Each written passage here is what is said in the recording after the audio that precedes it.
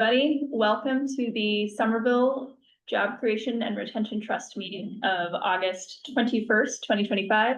My name is Annika Van Eaton. I am one of the managing co-trustees of the board, and I call this meeting to order at 6:34. So on March 28th, 2025, Governor Healy signed into law a bill which extends the temporary provisions pertaining to the open meeting law to June 30th, 2027. Specifically, this is a further extension that allows public bodies to continue operating meetings remotely without a quorum of the public body physically present at a meeting location, and to provide adequate alternative access to remote meetings. So this session is being held in a hybrid format, will be recorded, and will be a public record. I will now ask board members to confirm they're in attendance in alphabetical order. Tom Bent. Present. Great. Vicky Coitz. Present. Silvana Dinka. Present. Hi, Silvana. Jim Hedgie. Present. Great. Jacob Luria. Okay, thank you. You mute them. Yeah. All right. Councilor Mba. Present. Right now.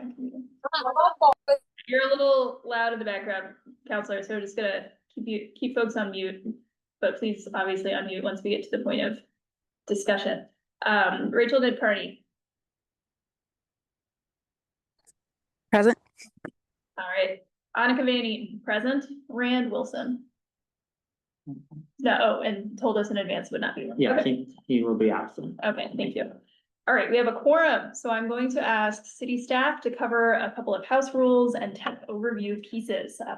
William, take it away. Thanks, Annika. So as I'm sure you all know, my name is William Blackmer. I'm the Workforce Development Coordinator and serve as the staff liaison to the Job Creation and Retention Trust. When an agenda item is being presented, presentation materials received ahead of time will be displayed on the screen. And if the chair asks for public comment, please use the raise hand function on Zoom or raise your hand in the room if you would like to speak, and you will be unmuted one at a time and given 2 minutes to speak. Trust members, all votes must be roll call votes with a motion and a second, and the chair will call on each board member for a yes/no vote in alphabetical order. For those on Zoom, please keep in mind that any comments you type into the chat box will be part of the public record in accordance with open meeting law. One-to-one chat has also been disabled in order to comply with public records law. And with that, we will pass it back to Annika for the first agenda item. Thanks, William. All right, so board members got meeting minutes from our July 17th meeting. I'm wondering if anyone has any edits or revisions to be made before we vote to add those to the record. Seeing none. I'll make a motion to accept. All right, Tom made a motion to accept the meeting minutes from July 17th. We see a second. Second. All Jim. right, we got a second from Jim. Outstanding. I will now read through everybody's name. In favor of approving the minutes, Tom Bent, Yes. Vicky, Yes. Silvana, Yes. Jim, Yes. Jacob. Yes. All right, Counselor Mba, Yes. Rachel, Yes. and Annika, yes. Great, measure passes. So our first agenda item is our traditional review of our estimated linkage fees. And so I'll turn it back over to William to share his screen and go over the spreadsheet with our linkage fees and give us an update on where the trust is at. Thanks, Annika. So sorry, it's not so clear here in the room, but I can give a little bit of context to these numbers. So the only update we have this month is that we did earn approximately $20,000 in interest on the balance of the trust fund, and currently that linkage fee balance sits at around $2.6 million. We do still have about $900,000 that we are anticipating from two projects, which are at 74 Middlesex and 495 Columbia. Those projects are wrapping up. We're expecting payments soon, and we still do not have any projections for receiving funds in 2026 or 2027. So I can take any questions anyone has on the numbers. I just wanna, so 26 and 27 right now, we're not seeing anything wrong. Yeah, Okay, just wanted exactly. to Make sure about that. Yeah. And then on, the two that are still outstanding for this year. I think we've been expecting those for a while. Do we know what the holdup is? So, Yeah, I don't have more info on that, but I will try to get more by September's meeting. Thanks, William. Does anyone on the Zoom have any questions? Are there other squares? I feel like we're not seeing some of the squares, Yeah. or are those all the, oh, there we go, thank you.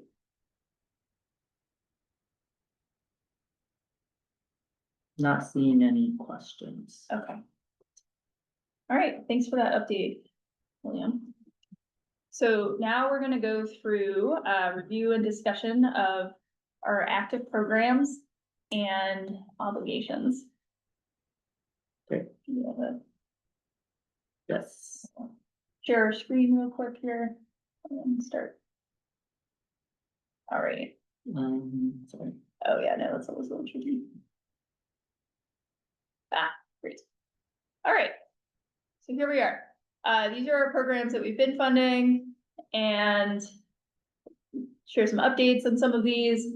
So for our current programs, we, by that I mean William, are working on a no-cost extension for the Franklin Cummings Tech to continue their clean energy and IT training program through 2026. And then a recently concluded program that you'll see on here was our trauma-informed and resilient Somerville training delivered by CSW. And everyone received a memo in advance summarizing the outcomes of that project and giving an overview. We'll come back. I'm gonna hit a few more things, so then if folks have specific questions about any of these projects or general thoughts, we can open it up for a minute. We're working on an intergovernmental grant agreement with the city's Summer Promise Department. And that's gonna launch the recently awarded Child Care Career Advancement Initiative grant that we had put out for an RFP. It responded, and so now that money is going to get out and the work is going to start happening. And then we have two votes on tonight's agenda. One is related to the money that we have obligated for financial literacy programming. And then the other one is related to our fall 2025 general request for proposals. So I'm gonna pause and see if there's any updates or any questions on these status updates about some of our recently concluded or sort of no cost extension programs, or just about to start, actually. Sorry, I have to like look at any questions on the Zoom? Not seeing any yet. Okay, thanks for helping me with that. Right.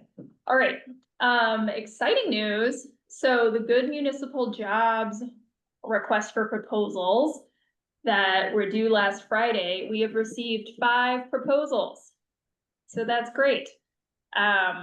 We are gonna begin reviewing these proposals and then we'll meet as soon as we conclude those, because we want to make funding recommendations to the full board at the next meeting. So I know, how many of us are on the subcommittee?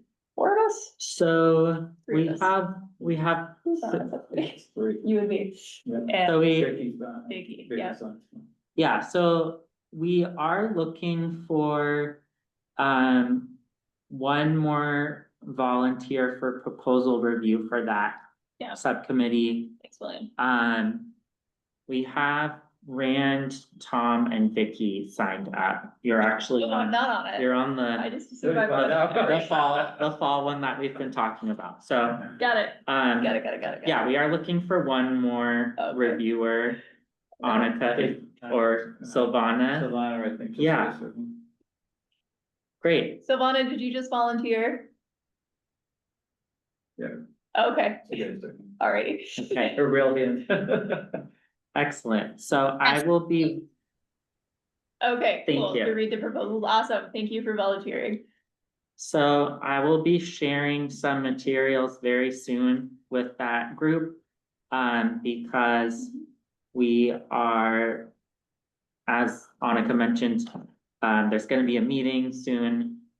To look at everyone's individual scoring, and then make some recommendations to the broader board. Rachel has her hand raised. Hey, Rachel. One question. I wasn't on the subcommittee, trying to remember all the details. Did we build in a interview or like process at all for these? You guys didn't, right? Yeah. I don't think we, yeah, we don't. Confirmed from Tom Ben, subcommittee member, no interview process. For future, I'm just like also thinking about the future, like I'd be really curious to be able to have a conversation with applicants. To like ask more questions. I feel like there's only so much that you get on the paper, and I'm gonna advocate for it in a broader context. I wanted to ask it in the context of this one too, if we had the opportunity still, but if we didn't build it into the process, then I'm sure the applicants aren't expecting.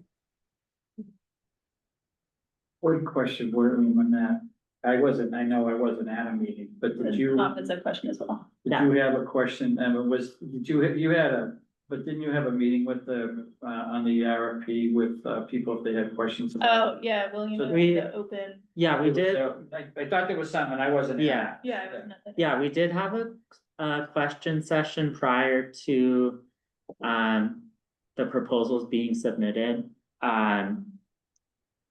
So, but yeah, we don't have any interviews scheduled. I think that if the subcommittee members have questions that they really need answered in order to score a proposal, then we could entertain taking some questions back to them, but we don't have that built in right now. I think it's always good to check in and think about what our processes are.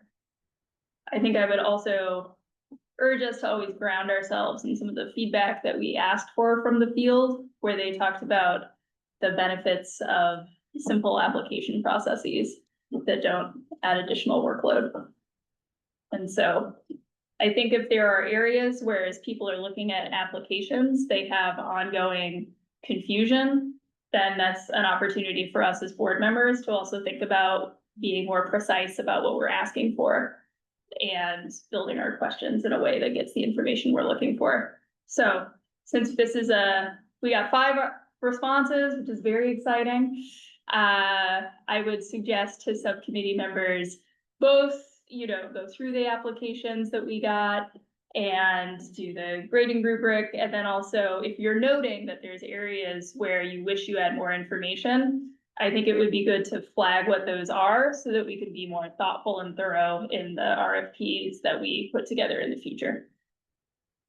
But just a follow-up question on that, so, I haven't started reviewing the proposals, we're just gonna. Yeah, so fresh. But if there are questions within the proposals, we would still have the opportunity to feed them through, William to ask. So if a proposal comes back and it's not quite clear what they're proposing, will there be an opportunity so that, the committee then can go back and say, all right, you're kind of telling us this, but you're not really clear about what you're actually doing. I'm just anticipating there might be some of that. And Yeah, I mean, I thought we've done that in previous ones. we have done that in some instances. I would encourage review committee to kind of score as is, so kind of like your best understanding based on what is written. But if there's common confusion among multiple people reviewing, or we feel like there's something that really needs to be clarified in order to reach a decision, I think that's fine. I just don't want to have too much back and forth before we've made a decision. Thanks. Okay, so anyway, thank you to the subcommittee for your upcoming review of these applications. Thank you to everybody out there in the world who applied. And thank you to Silvana for adding your capacity to the subcommittee to go through these applications. I'm sure they'll appreciate it. All right, so now I'm gonna switch us to our next topic, number 4, which is sort of an overall update on where we are with the fall 2025 RFPs. So we have 2 votes that we'd like to cover today. And the first one is related to financial literacy. And so I want to give the group a little bit of history to remind us of where this came from. So we had identified financial literacy as a priority area for investment, and that had been something that was ranked 9th on our priority list, which we had developed through our prioritization process in, I guess that was 2024. So last August, or maybe 2023 to 2024. Anyway, so last August, the board voted to obligate $250,000 to this priority. And then we also spent a lot of time last year and this early year working on the Good Municipal Jobs RFP and the Child Career Advancement RFPs, which had ranked higher on our priorities in feedback from the community. So most of the work of the board was about getting those 2 RFPs out. And then, as we may remember, in the beginning of this year, in light of the shifting federal funding and its potential for substantial impact on the workforce development field, we had sent out a survey of Somerville's workforce development ecosystem, asking basically how folks were going to be impacted or already had been impacted by federal funding cuts. And we learned that most of our providers have been impacted by or were really concerned about the impacts of federal funding cuts and the executive orders on the services they deliver. And so we had also solicited feedback from the providers on the RFP process and areas for improvement. And so as a result, the board's been discussing the idea of releasing a broader RFP in fall 2025, which is now upon us, to meet the present needs of the local workforce development community. And basically, because we understand that there are things that have been changing pretty dramatically and folks are concerned or are losing funding, we wanted to be putting out an RFP that was a little more flexible to try and meet the needs of the workforce development ecosystem. And so a subcommittee was formed, and that's the subcommittee that I remembered that I'm on, not the other one. And we've been talking about it both in that subcommittee and then in these main board meetings. So at last month's board meeting, we had discussed potentially moving the financial literacy dollars into this broader RFP. And when many folks who were at that meeting expressed support for re-obligating, we agreed to bring this item to a formal vote on the August 25th agenda. So that brings us to the history of shifting the money that we'd obligated to financial literacy programs specifically to the more flexible RFP, since right now we're kind of trying to be less prescriptive and more overall responsive to the needs of the field. Does anyone have any questions about that re-obligation idea before we go into a vote? Rachel. Can we discuss before we vote on both of these? Is that acceptable? Sorry, what? Is it possible to discuss both of these together before we make a decision? Sure, we don't really have, well, so the second thing was gonna be to do a vote to obligate 1.25 million to the general RFP. We had mostly discussed it in our last meeting, so if board members have other questions or things you wanna raise about the RFP, there could be an opportunity for that. But I wasn't planning on shepherding us through a big discussion about it. Do you have something you wanted to cover? Yeah, I don't remember this number before. The 1.2 million. And I might have missed it.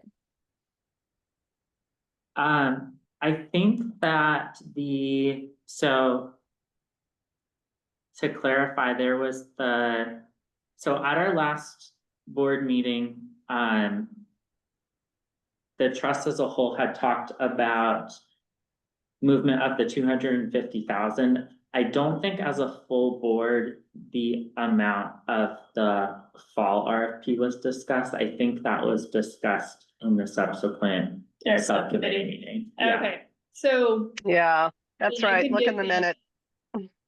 checking in the minutes. Okay, so then I'll do a report out from our subcommittee.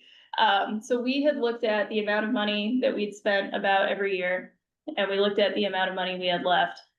And we thought about the RFP amount that we talked about as being up to $400,000 over 2 years.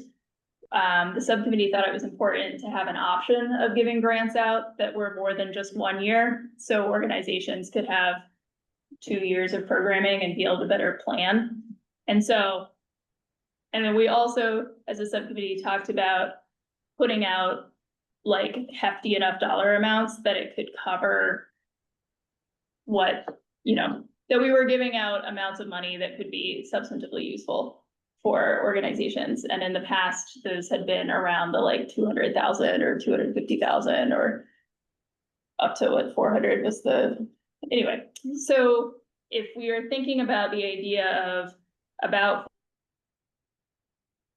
over 2 years, and we wanted to be able to award to multiple people or multiple orgs, then that gets us into $1 million+ range. And so we figured if we had 1.2 million, then we could either give up to the 400,000, like we would be able to award to multiple orgs.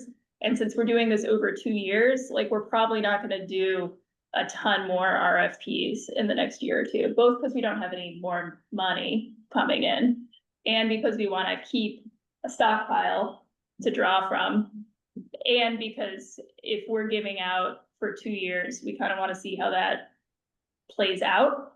And so that would mean putting out a bigger amount of money at once, and then the ecosystem is spending it. And so since the financial literacy element is certainly important, but didn't seem to raise to the level of, at this time, just since there's so many threats to just kind of the core business of workforce development or programs and education programs, the subcommittee thought it would be important for this time to be less prescriptive. And so then pulling that money back into being able to be in the more flexible RFP. So thanks for flagging that, especially since I was in both of these meetings. I don't think I tracked that this was a subcommittee meeting. And so I'll pause and I'll also see if there's any other subcommittee members that want to add in that context before we take questions from the full board. And Vicky, being a fellow subcommittee member, I'll pass it to you. You're on mute, Vicky.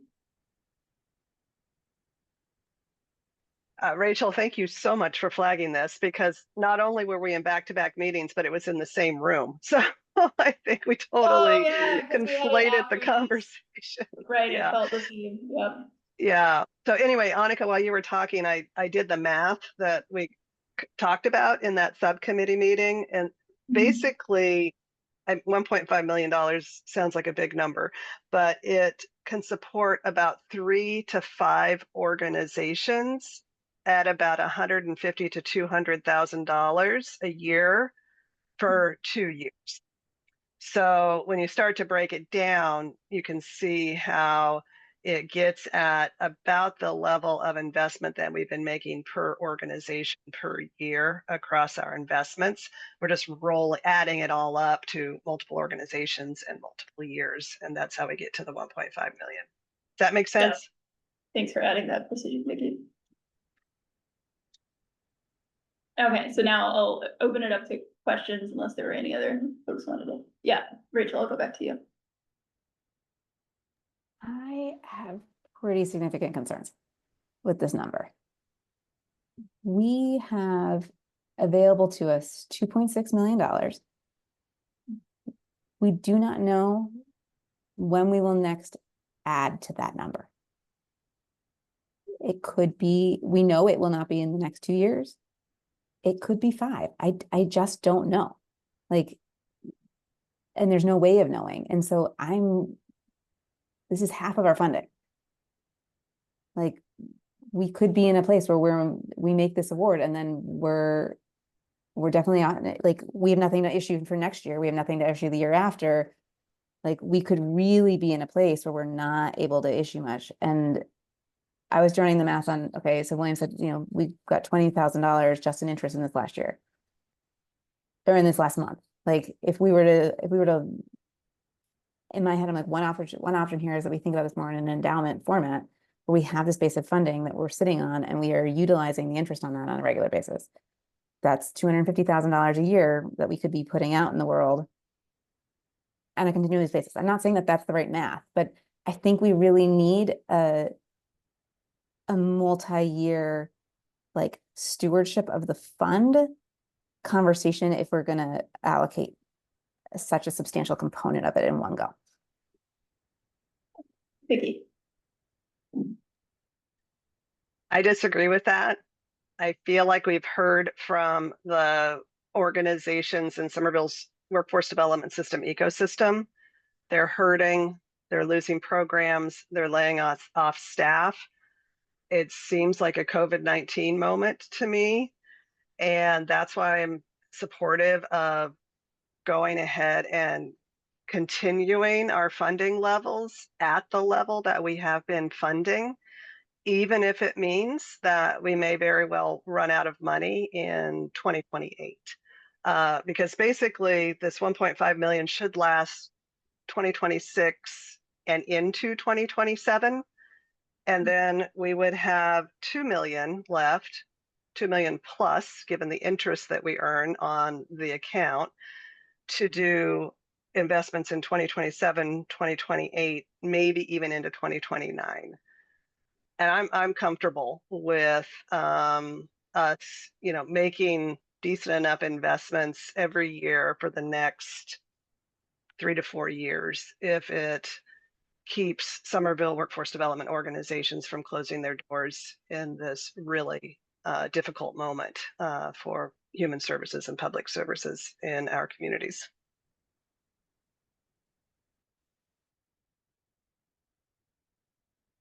Other board members, thoughts to share? Yeah, Just, Tom. the board knows I've brought this up in the past, being concerned about having money going into the later years of the program. And I did some checking too. I was just looking at the planning board's agenda and it's pretty sparse. Plus we have over 3 million square feet of lab space right now. It's absolutely empty. With nobody's feeling good about when that will be filled. So the concern out there, and it's funny because we've had a couple of meetings on the business community side about, projects that are coming forward in the city. And right now it's at zero. So the concern, the few projects that are, would be, which is some good news, is some affordable housing projects where we don't get linkage money from those. So that was a concern, and I brought this up multiple times about making sure that we are saving some money going into those later years. And I think when the downturn first started, we thought by 25 or early 26 would start seeing some, good news, but I think with what's going on in the United States right now with everything, not just the workforce development people, but just businesses, you just drive through Somerville right now and you see a lot of storefronts that are closed. So that's a concern that I've had for a while, that we make sure that we do have enough money that especially if we have programs that are ongoing, that we're gonna be able to keep funding them, going into 27 and 28. And that's a concern that I have, because I didn't realize this number was gonna be this, where it is right now. But that's kind of where I am on it, so. Jim, I'll call on you, and then William, could you go back to the linkage fees spreadsheet? Yeah. Thanks. Jim. Yeah, I do hear the concerns, and I see both sides of it, right? So we want to make sure that we're taking care of the community, but at the same time, we want to make sure we're able to sustain our organization and keep feeding the community as well. So is there an opportunity to look at that number and bring it down to, maybe $1 million instead of 1.5? I don't know, but I do hear both sides of it, and I do hear the concern to make sure that we're able to keep this organization going and feed the community. Thanks, Jim. We're pulling the spreadsheet up, which I can't read on the screen because it's a little blurry, so I'm using William's Yeah, laptop. Silvana. Hey, Silvana, go ahead. And then Counselor Mba. Yeah, I had a few questions, but Vicky answered them, and I just wanted to say thank you. The concern looks fair to me. In order to give, you have to have. So I agree with Jim to have the number a little bit lower. So those money are still again for the residents of Somerville, and we want to be able to help. But if we don't have any left, we cannot help. So lowering a little bit the number, $1 million probably would be, I am in the same path with that idea. Okay, and then Counselor Mba. Yeah, can you hear me okay? Yep, I can. I hope there's no background noise. I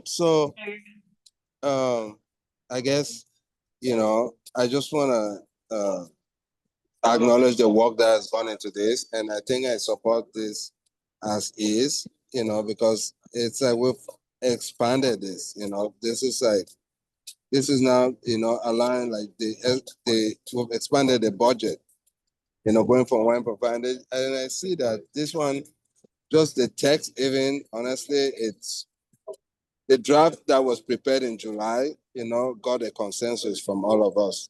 So, and in my opinion, it is well drafted. So, not too open-ended, fairly clear about the two main points.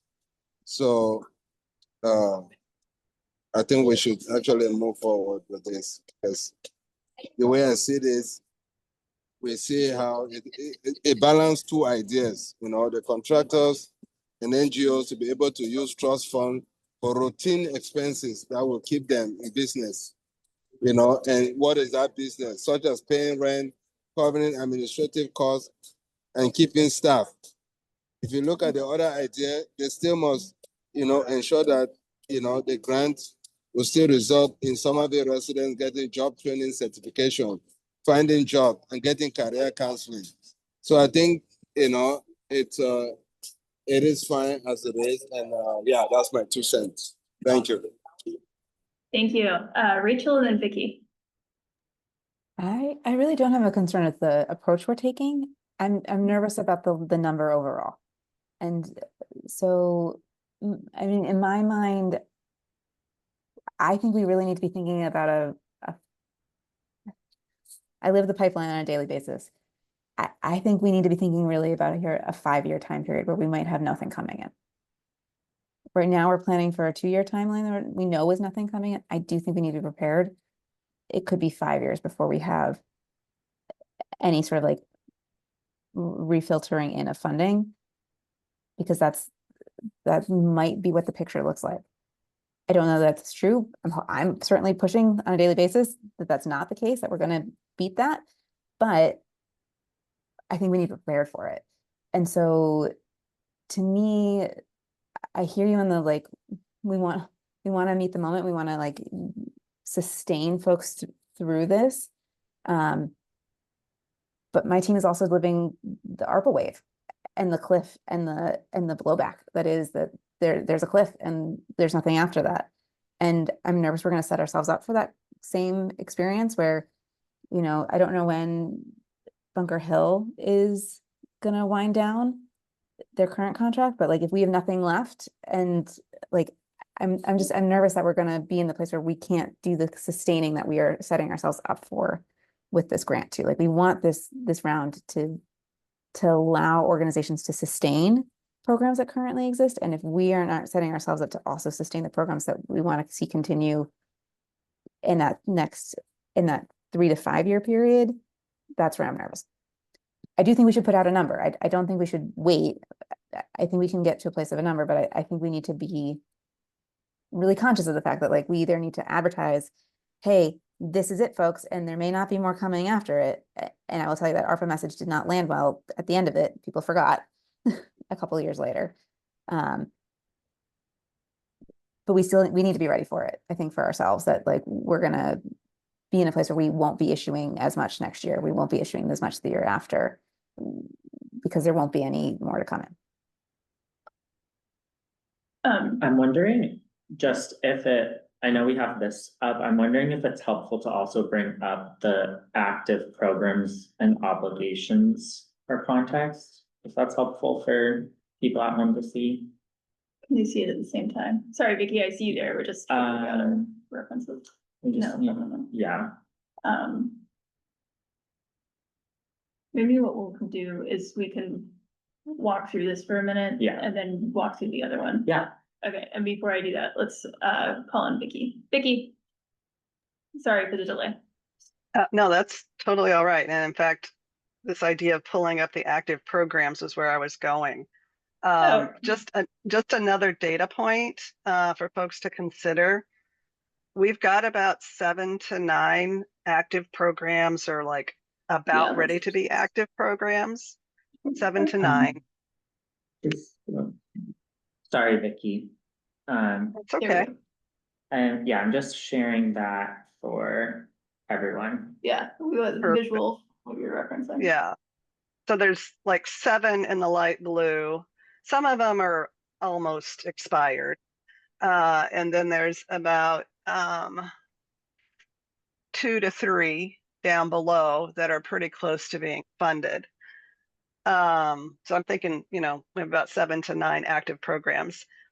If we drop this down to $1 million, that's going to fund 2 to 4 programs at the average rates of what people have been funded. So if you look at that balance and kind of do an average, $1 million would really only fund 2 to 4 programs for 2 years.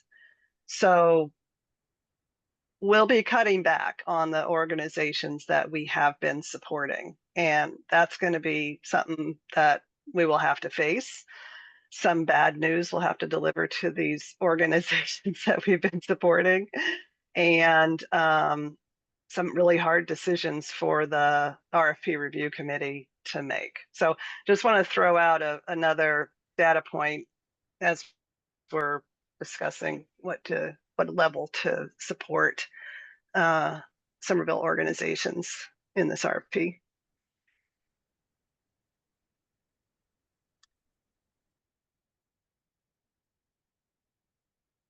Thanks, Vicky. Rachel. One thing to think about is this is, you know, we are making this really a different type of investment.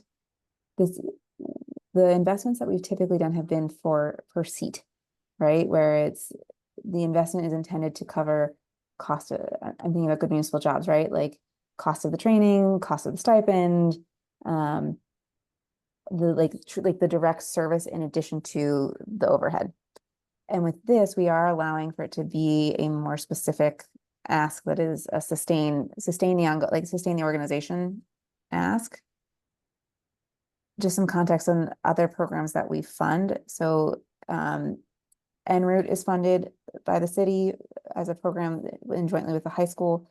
that program is running around 80,000 a year that is funded through the city, split between the city's budget and the school's budget. Both Main Streets programs were funding at 70,000 a year, split between city budget and CDBG. So just in terms of like, if I could see a range where right now our typical average has been like more in the 200 to 250. I wanted to add that those are other data points that we do have programs that are funded in different ways, not through the trust, we're typically funding more in the 75 to 100,000. And like, yes, it is a different, they're all a little different, but I do wonder if if we have a less direct service ask of this upcoming RFP, if, you know, maybe we do grant smaller awards. Maybe a smaller award is okay. I know there's an ask for the bigger award. There's a question that we all have to grapple with, like, do we spread the wealth? Do we concentrate and give a few, like a really meaty award?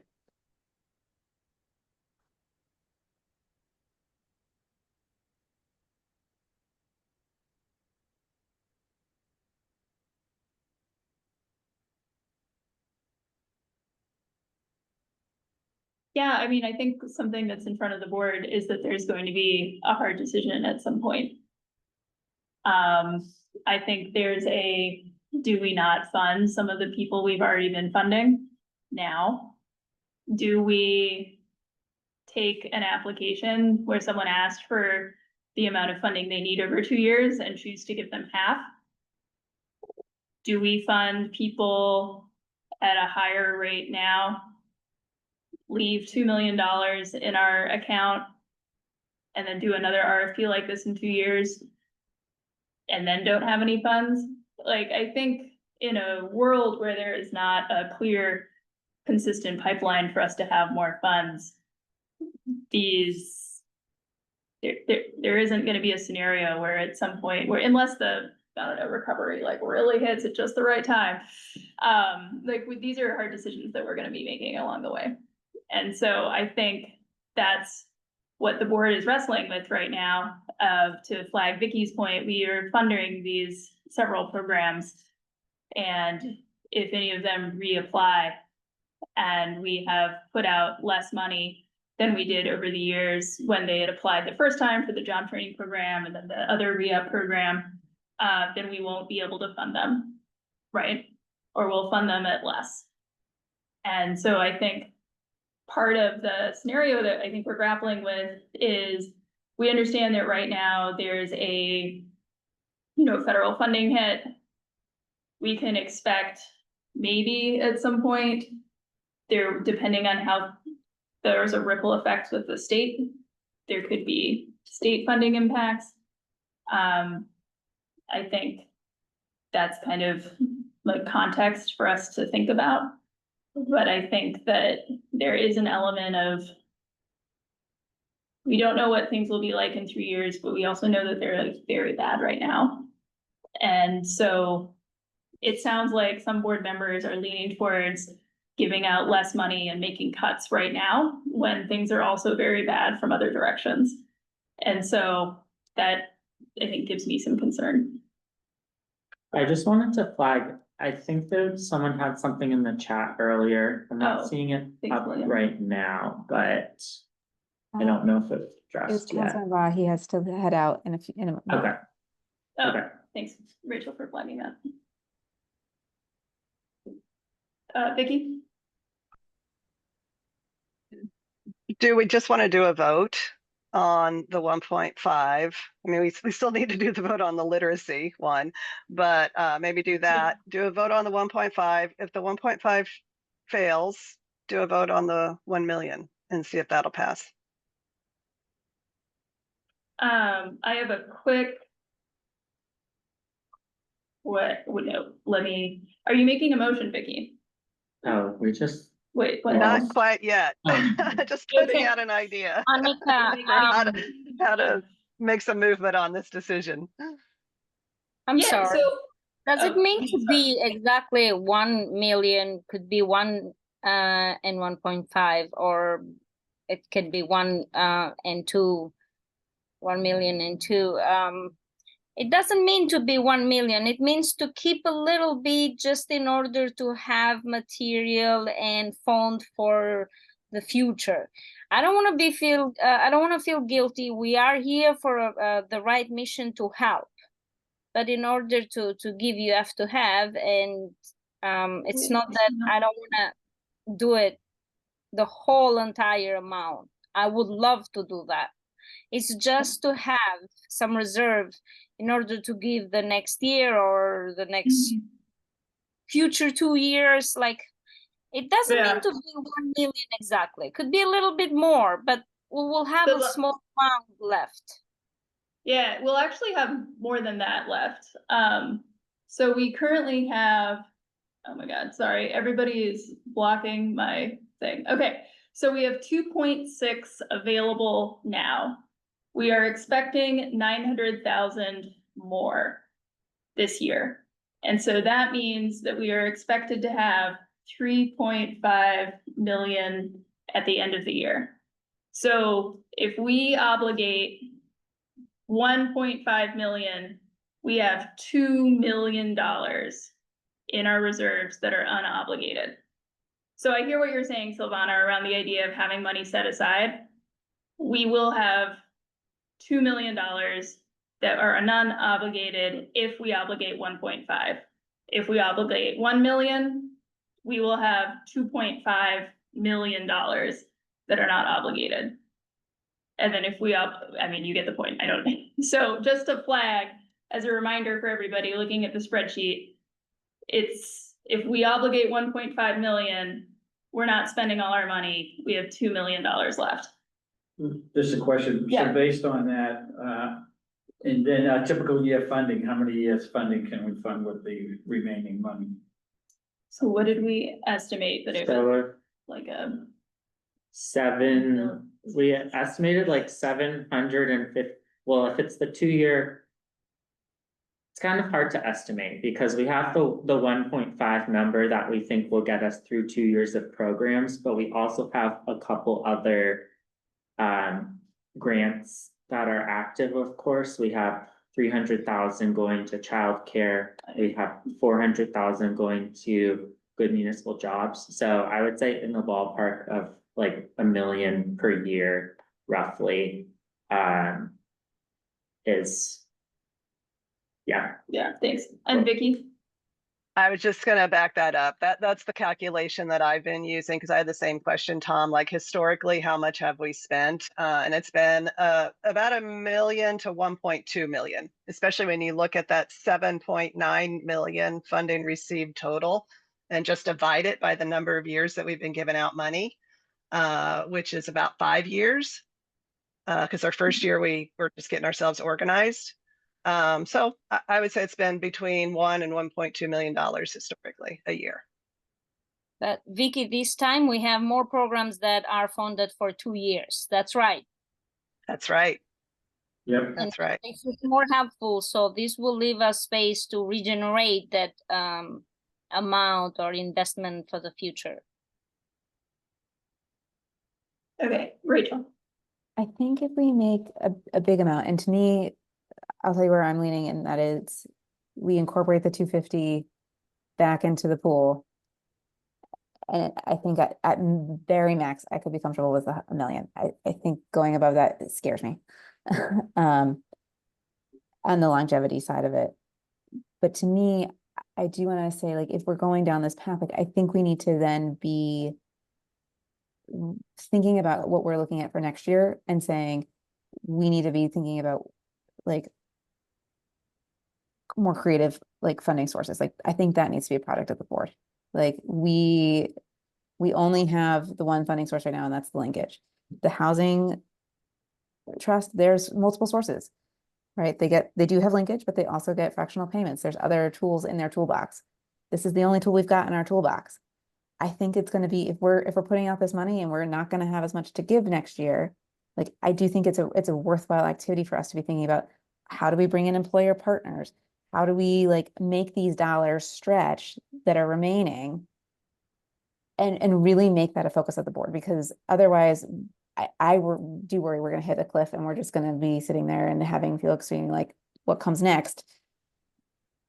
And the point of this is like, we've used these funding, I know I've heard both of you say this, like, we've used the funding in the past to spur like new innovation. This is a different approach. We're doing this for sustaining programs. I think I would say our next task is, okay, how do we be creative and make every dollar do three things? And maybe that's how we extend our funding in the next phase.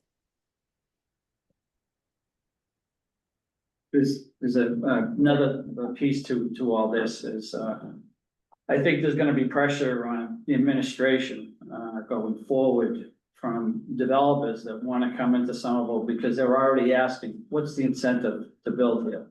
Right now, we're losing out to other cities. Watertown's a good example. And the concern there is, and I know a lot of people are going to be talking to, whether it's, Tom Galligani up in, planning, is about reducing linkage fees. Because the amount of money it takes to develop something in Somerville between linkage fees, permit fees, and all the community benefits and all that other thing, is just raising it to a bar where the return on investment isn't there any longer, especially when, when things are going well, they could do it. Right now, they're basically saying they can't do it. Even housing projects, that are being, proposed are all kind of on hold because even those, are just, the ROI is just not there. So that's a concern that I also have is, again, going down, they made, you have, like I said earlier, you have 3 million square feet of lab space that's empty right now. They were based on, their taxes are based on being 40% full all the time. They're gonna be looking for tax abatement, so the city's gonna be in a bad position that way too. And then, the state transportation board, I mean, we're making similar decisions like this right now on programs that we thought we were getting federal funding for. That's just been cut, and so now we're making hard decisions on, well, some of these were, these were in the works. And we have to go back to the municipals, whether it's MassDOT or the cities and towns and say, we either can't do this project or you're gonna have to contribute more. So it's funny, I go from one meeting to the other and I'm running into these issues. So we're not by ourselves here. No. And I think what people are trying to do now is, what can we do to kind of insulate ourselves a little bit going forward so that, and again, one of my big concerns always has been, if we start somebody in the training piece and we, the first cohort of training gets them to, from A to B, then I want to be able to get them from B to C and then C to D. So then they get the certificate that they need or whatever it is. And making sure that we can keep doing that for 4 or 5 years. And maybe Rachel, I think we've only been looking at 2-year spans because we didn't really need to before. But I think what she's saying about more long-term planning, it's probably appropriate now only because of what we're faced with. So would you be looking for a proposal for like what that total funding number would be? Or do you want to vote on what's here and then go forward? Well, so I would say folks have shared a range of views. I think I have a rule check real quick. Can we change amounts from what are on here? If it was a public record, not public record, but public notice, it's like the vote was different, or was the vote amount? I think we could still hold the vote if it was. It's whether or not Less. there's a vote.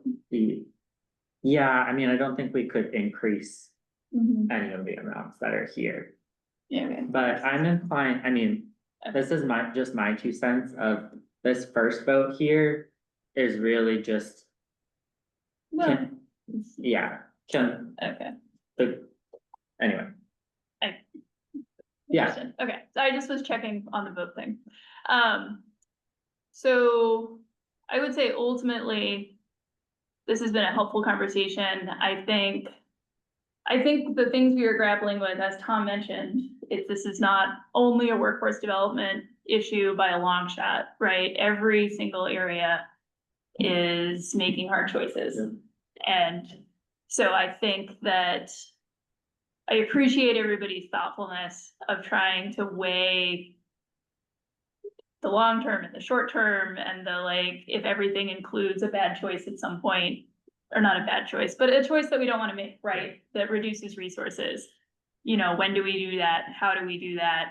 I think these are important things to grapple with, and I just want to emphasize to the board that I'm glad that everyone was sharing your thoughts and that we've been having a thoughtful discussion about something that does not have an easy answer. Ultimately, we make decisions through voting. And so I think that the next step would be for someone to put out a motion on an amount. And we go through votes and we see what happens. And I am the chair. Do you and I'm not wanna- voting. Do you want to do the vote on the financial literacy piece first, or do you just want to go ahead and dive in on the general RFP amount? I feel like that financial literacy piece is like kind of confusing because it's like re-obligating a small amount to something bigger. But we don't know what the big amount is. That's what I was, so is that? Well, maybe Just going I- into B, right? That's what's happening. I Yeah, might yeah. So amend, it's I almost might like amend that. Okay. because- Yeah. all right. Or if you just. I one might member- amend it and just say, put it back in the pot. Yeah, which is what. Okay, yeah, we could do that for clarity. That might end up being easier. That's fine. Okay, then in that case, I make a motion to vote to re-obligate $250,000 from the financial literacy obligation back into our general fund for the Jobs Okay. Trust. Okay, Sylvana seconded it. Okay, so the motion is to vote to re-obligate $250,000 from the financial literacy to just like back to our general fund, To uncommitted. basically uncommitted. Okay, all right. And then I will ask people to vote either yay or nay. Tom Benn, Yes. Vicky Coates, Yes, Sylvana Dinka, Yes, Jim Hedgie, Yes. Jacob Luria. Yes. All right, and Councilor Mba is left. Okay, Rachel Ned-Carney. Yes. All right, Annika Van Eaton. Yes. Okay, that measure has passed. Thanks, Vicky. That was probably ultimately more clear. Okay. It's back in the pot.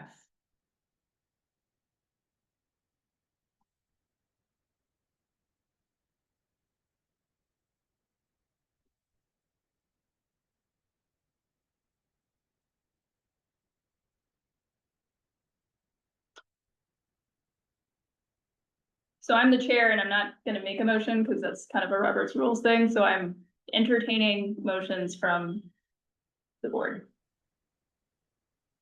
I would like to make a motion to vote to obligate $1.5 million for the fall 2025 general RFP.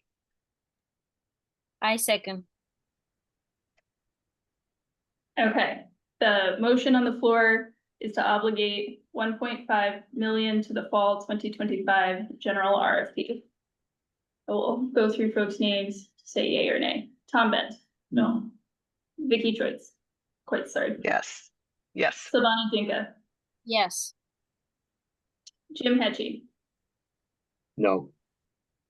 Jacob Luria. No. Okay. Rachel Ned-Carney, No. Annika Van Eaton, yes. Okay, So, measure does not pass. Would entertain a different motion so we can move this RFP forward. I make a motion to vote to obligate an addition, 1.2 million to the fall 2025 general RFP. I second. Okay, I think I just realized I don't need to be repeating what Vicky said. So I will now ask the board members, yay or nay on a 1.25 million. 1.2. 1.2. I just said I was gonna repeat it and I repeated it wrong. I'm sorry. A 1.2 million for fall 2025 general RFP. Tom Bent, No. Vicky, Yes. Silvana, Yes. Jim Hetchy, No. Rachel Nick Carney. No. Oh, sorry, Jacob, I missed you. Jacob Luria, No. Annika Van Eaton, yes. Okay, measure does not pass. Should I just keep going? Can I ask a Rachel, Rachel, you want to do question? this one? Well, Rachel. I have a question. Yep, In our good municipal jobs, we have a maximum award of 200,000. Do we have a maximum award in this one, or do we not? 400,000 over 2 years. For 2 years? However, if we're bringing down the total amount, I think that could be reconsidered by the subcommittee. Because I don't know that it would still like mathematically make sense. So, yeah, that's probably something that would need to be reconsidered. I think tonight's vote is just on the big number, and then a detail like that could still be, we could still take input on that. We all can say that we tried.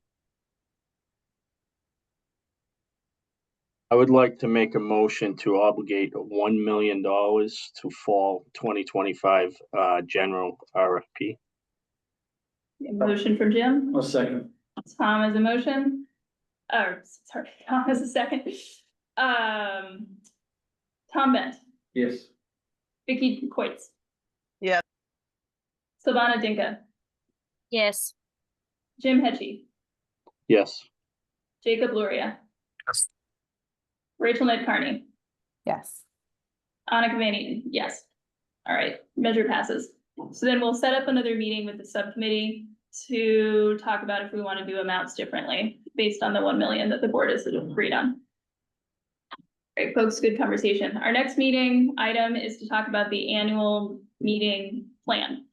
So since we will probably have items to vote on in October, we've decided to shift the date of the annual meeting to November 20th. What time is it now? It's 7:36. Okay. So that should be on everyone's calendars because William sent out the dates. And so we're thinking about that this is probably going to look a little different from the past, right? Because we put out this RFP, we've put out some RFPs. We're not necessarily doing the same type of prioritization process as we've done in the past because we're putting out something that's much more flexible. And we've already made a number of investments over this year on the child care advancement initiative, the good municipal jobs training, things that have been very responsive to identified sort of community needs in the past. So we're thinking about how we can showcase the impact, preview what's coming, inform the community about the fiscal picture that the trust is dealing with within the broader context of federal and state, potentially municipal funding, and, you know, still use it as a space to both inform members of the public and get feedback from members of the public. But we want to think about how we can, you know, what type of feedback are we trying to get? What would be really useful for the board that you would want to hear from the public? And then obviously members of the public will share anything on their mind that they want the board to know about. So we just wanted to plant the seed around thinking about this annual meeting and start a conversation in case there's any thoughts that folks have just initially as we're thinking about what an annual meeting could look like this year. And then we'll have the September meeting and then an October meeting to discuss it as well. But we wanted to A, announce the shift into the next month, and then B, just get folks thinking. And so I'll open it up to see if there's any initial thoughts from anybody. Rachel. So my thought on it would be that I think I like the approach. I think this makes a ton of sense of how to shift the meetings focus. I could see a space where we start asking the public to help us think about creative partners. Right? Like I feel like, Tom, you bring this up all the time, right? Like, how do we get the folks to the job? Right? And is there a space for us to be thinking about that from a programmatic side, right? Like, I do think there's a layer here of, are there matching dollars that we're able to bring, right? Like, to an employer that's, and I don't know what our spaces are. It's like, if there's a partnership of an employer and a nonprofit towards entry level, in the way that we thought about good municipal jobs, and I've been thinking a lot about good municipal jobs in the course of the last couple of days, like, is there a sphere that we also start to like turn that into a creative partnership that we could bring? I don't know what that looks like, but I do see in this space where we have a broader group of people joining to say, hey, what are the creative partnerships that we could thinking about? Is there something that we could be thinking about in terms of partnering with the housing authority, like taking this group of people who are going to be funding up next, whoever it is, and like thinking about it in a different way, or using the dollars we do have next to spur innovation in the way that we have for the last few years? What does innovation look like in a funding constrained environment? Thanks, Rachel. Vicky? One idea that has taken hold somewhat at the national level on this idea of creative funding is requiring that the proposer bring matching dollars to the proposal. So for example, the National Fund for Workforce Solutions, which is an organization that has about 20 funding collaboratives from across the country in various cities. I'm not sure what their matching requirement is at this point in time, but when that fund first started, they actually required the proposer to bring $4 of funding for every $1 that the grantor gave. That was like crazy high. But I've seen other places where, you know, a one-to-one match. So if we're given $100,000, the organization or the partnership proposing whatever they're proposing needs to show that they've got another $100,000 in matching funds from somewhere. So that's one idea. And I do completely support Rachel's idea of the board kind of focusing and concentrating on how we could be coming up with other pots of money to tap into in addition to jobs linkage fee. So that should be a research project or an ongoing set of conversations. A question, because I know the city of Boston has a similar setup that we have. Do you know, or does anyone know, do they get funding from other than like linkage fees? I don't know. Yeah, I can follow up and ask.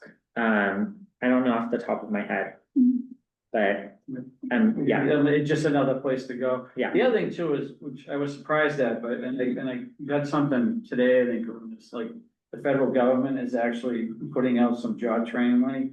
And as usual with the federal government right now, there's not a lot of, it's like zero details on it. They're just amount that they're gonna do this. Got it. I don't know how they're going to distribute that money, if it's gonna be grants to nonprofits or if it's gonna be to municipalities or how. So that might be something, and if I see something, William, I'll forward it over to you, but I've gotten a couple of, through some of the organizations that I'm in, I've got some things on, like workforce development training, things like that. So who knows what they do. It'll probably only go to red states or something like that. Interesting. You know, who knows? Yeah, I'd be interested to know what before it's useful. Yeah. Oh, Vicky, do you have a new hand up? Okay. Does anyone have any other initial thoughts about the public meeting? I can add something. Oh, So thanks, William. just going off of some of the comments that have been made, I think an emphasis on inviting employers is something that we can really focus on. Trying to find ways not just to highlight or share the nonprofits that have received funding, but also employer partners that are actually working collaboratively with them. Just in kind of my first skim at our good municipal jobs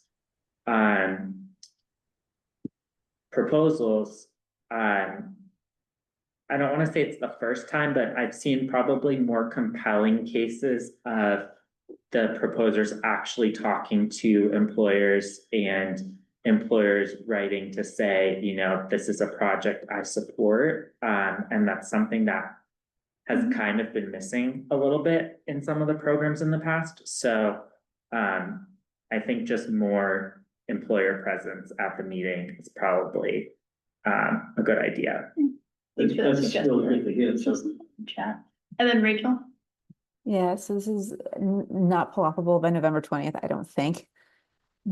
But I could see a space as like maybe a program that the trust coordinates for the next year could be something that looks like a awardy, like some celebrations of those who've been awarded over the last several years, right? We're gonna have, not in November, but once we actually do this next round, we'll have, and Good Municipal Jobs, we'll have a pretty big slate, Vicki, you're pointing out, of people who are active partners. I think I could see a space where we're doing more of a like, tell your tale to employers, like a celebration night. Not the thing we would necessarily do in November, but like, could that be a program that we produce in partnership with all of our funded partners in like January or March? Like where we are actually like, and maybe that's an outcome that we can take to the public meeting. I was like, is this something folks would be up for? Again, I'm thinking about it from that, like, how do we market this as a full package that the community is invested in? Because it's pretty cool that we have all these amazing partners that are working with Somerville folks, and like, can we amplify those successes? Yeah, that's a nice idea. You know, it's- Because, you know, sometimes I feel like the trust is one of the best kept secrets in Somerville. We don't really, you know, we're not out there advertising like what the wins have been. And, you know, I think even from the employer side of it, you know, unless they're getting an effect directly. I think, I'm really encouraged to hear that employers are, you know, it sounds like the providers are reaching out to the employees to say, hey, this is what we're thinking about, so some collaboration going on there. This as to what they're actually gonna be doing on the training. So I think, and to get them more involved, because I've been frustrated with that too, and I've talked to some of them and said, okay, you need to show up, you know, and be part of this to help, help make it better. So I like this idea a lot, almost like a time to, and I think too, that recognizes the providers that have been providing the training. And you have some of the recipients of that training there, and some of the developers that are actually paying for that training. So they actually see that, hey, this is working, you know, and I really like that idea. I think it would help boost the morale of everybody at that point. Yeah, I think that's something to capture and sort of explore what we could do there. Tell the full story, yeah. Okay, I think these are some good initial thoughts that folks have had, both for the public meeting and for maybe something at a different time. I agree. I feel like the Jobs Trust is just over here kind of chugging along, but we do have our impact report, which William makes every year, which is really good. But yeah, sometimes, you know, I talk about it, I'm like, there's been like multiple $1 million and hundreds of people, and folks are like, oh, really? That's what you guys. So anyway, I know there's still, you know, needs within the community, and we're here to try and meet those needs. So I both want to, you know, affirm the good work that the folks we've been funding have been doing, and then, you know, we will continue to move forward and try and operate within this constrained funding landscape and try and make the best decisions we can. So I think we are at a good spot. I'll just have folks noodle on the annual meeting ideas for the next meeting. We'll talk about it a little more then. So I'll come with your ideas. And I think at this point, I would welcome a motion to adjourn. I'll make that motion. All right. I'll second it. Tom Bent, Yes. Vicki Waits, Yes, yes. Silvana Dinka, Yes. Jim Hetchy, Yes. Jacob Luria. Yeah. Rachel Ned Carney, Yes. Annika Van Eaton, yes. And meeting is adjourned at 7:48. All right, thanks, everybody. Good night, everybody. Have a good rest of your nights. Take Take care.